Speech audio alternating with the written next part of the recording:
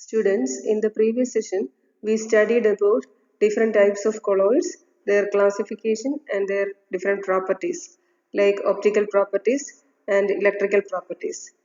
In this session, we are going to study the coagulation or precipitation of colloids. The stability of a lyophobic sol is due to the adsorption of positive or negative ions by the dispersed particles.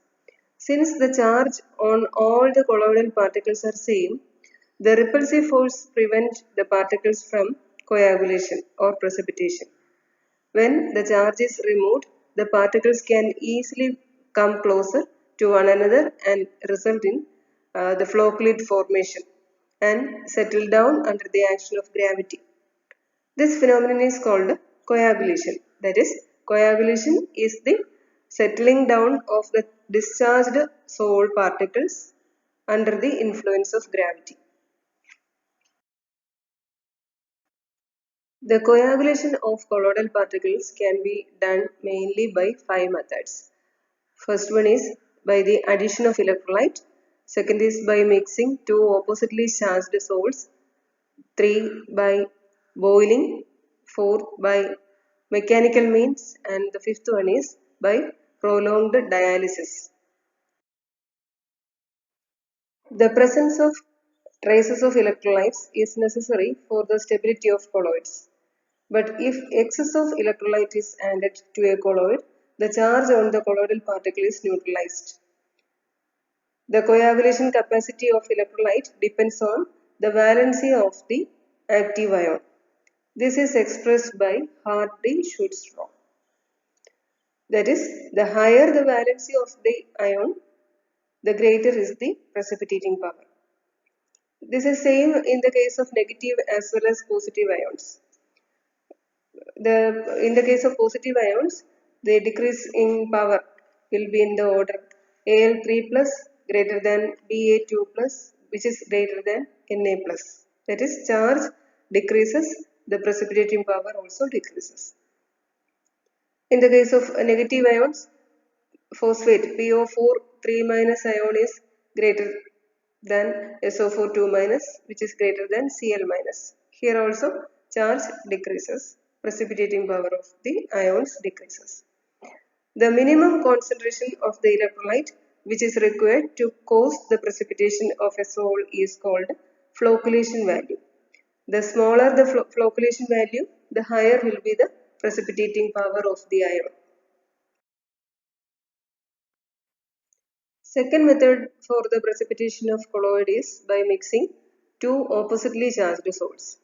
When two sols carry opposite charges and when they mix together in suitable proportion, the positive charges of one sol is neutralized by the negative charge of the other sol.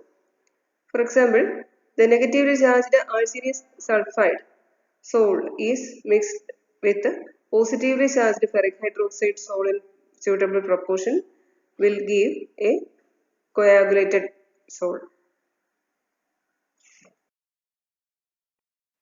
Other methods for precipitating the colloids are by boiling, by mechanical means and by prolonged dialysis.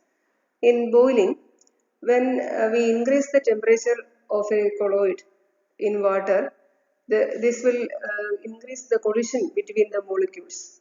As a result, the particles lose charge and hence settle down.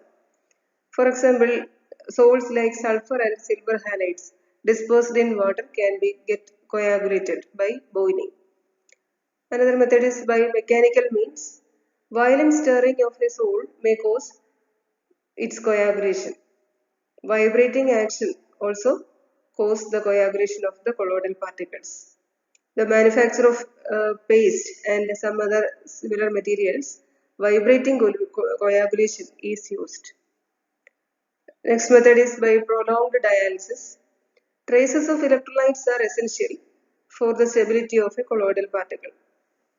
If the colloidal solutions are subject to prolonged dialysis, the traces of electrolytes are also removed from the dialyzer, and as a result, coagulation will happen. In lyophilic colloids, the particles or the colloidal molecules are big enough to form a stable colloid. They are of macromolecular in size. But in the case of associated colloids, the molecules of the substance are aggregate to form small micelles or associations. Above a particular concentration, the molecules easily form micelles. That is, the substances whose molecules aggregate spontaneously in a given solvent form particles of colloidal dimensions are called associated or association colloids. The aggregates which these colloids form are called micelles. For example, soap, sodium stearate, it dissociates to give both positive and negatively charged ions. These molecules have lyophobic and lyophilic group, so they are amphithetic in nature. This slide explains the micelle formation by sodium stearate. When sodium stearate dissolved in water, it gives rise to sodium ion and stearate ion. The stearate ion has a long hydrocarbon chain with a polar COO negative group at one end. The zigzag hydrocarbon tail is shown by the wavy line and the polar head by the hollow circle. During the formation of micelle, the tails being insoluble in water, they are directed towards the center, while the polar head COO minus pointing towards the surface which is in contact with the water. The charge on the micelle is due to the polar heads, which is leading to the stability of the colloidal particle. There is a minimum concentration for the micelle formation. The lower limit of the concentration is called critical micelle concentration, CMC. Cleansing action of soaps and detergents. The cleansing action of soaps can be explained due to two phenomena like solubilization of the grease into the micelle and emulsification of the grease. First one is solubilization. In strong concentration of the soap, the detergents form micelle in which the hydrocarbon tails are in the interior part and COO minus ions are on the surface as we seen in the previous slide. As a result, the grease stain is adsorbed into the interior of the micelle which behaves like hydrocarbon. As the stain is detached from the fabric, the dirt particles sticking to the stain also removed from the cloth. Second is emulsification.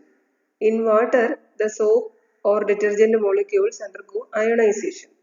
The anions consist of water-soluble polar heads, that is COO minus, and oil-soluble hydrocarbon tails. On adding soap solution to the fabric, the non-polar tails of the anions are pegged into the grease chain and the polar heads pointing towards the grease surface and form the charged layer outside. Due to the mutual repulsion of the droplets of the grease, they will remain suspended in water. These emulsified grease stains are then washed away with the soap solution. Streaming potential. In order to understand streaming potential, we have to study what is electroosmosis. Electroosmosis is one in which there is a mechanical flow of liquid across a diaphragm by the application of an electrical potential. Whereas in the case of streaming potential, generation of potential difference occurs between the liquids on either side of the diaphragm when a solvent is forced to flow through the latter by the hydrostatic pressure. Sedimentation potential. In order to understand sedimentation potential, we have to study what is electrophoresis. The migration of colloidal particles under the influence of applied electrical potential is called electrophoresis or cataphoresis. The opposite of this process is sedimentation potential. That is, when clay particles are allowed to stand in a long vertical column of dilute solution, there will be a potential difference between the liquids in the upper level and lower level. This potential difference is called sedimentation potential. Application of colloids. Colloids find many applications in our everyday life. Some of them are in medicines, foods, industrial goods, sewage disposal, purification of water, formation of deltas, and smoke precipitation. Colloidal medicines. Some of the colloidal medicines are colloidal solutions of gold, manganese, sulfur, etc. Ferric chloride salt is effectively used for bleeding. And some of the examples for food which is colloidal in nature are milk, jellies, whipped cream, and salad dressings. Some of the industrial goods which are colloidal in nature are enamels, paints, varnishes, latex, etc. Sewage disposal. In sewage water, many dirty substances are involved in it. These are allowed to flow through a big sewage disposal tank fitted with metallic electrodes where these impurities are removed. Similarly, in purification of water, the drinking water can be purified by adding potash alum. When alum is added to water, the aluminium ions neutralize the negative charge of the mud particle and they get coagulate, leaving the water very clean. Formation of deltas. River water is a colloidal solution of clay in water, whereas seawater contains many electrolytes in it. We already studied when we add much electrolyte in the colloidal solution, it will get coagulated. Same thing happened here also. The deltas at the mouth of great rivers are formed by the coagulation of charged clay particles present in the river water by the action of electrolytes present in seawater. Smoke precipitation. Smoke is a colloidal dispersion of solid in air. Smoke can be made free of colloidal particles by passing it between metal electrodes of a Cottrell precipitator, which is shown in the diagram. Here, smoke is passed through a series of sharp points charged to a high potential of 20,000 volt to 70,000 volt. The points discharge very high velocity electrons, which ionize the molecules of air. The smoke particles absorb these positive ions and become positively charged. These charged particles are attracted towards the oppositely charged electrodes and get precipitated. The gases that leave the Cottrell precipitator are thus free of dust. This is all about today's session. Thank you.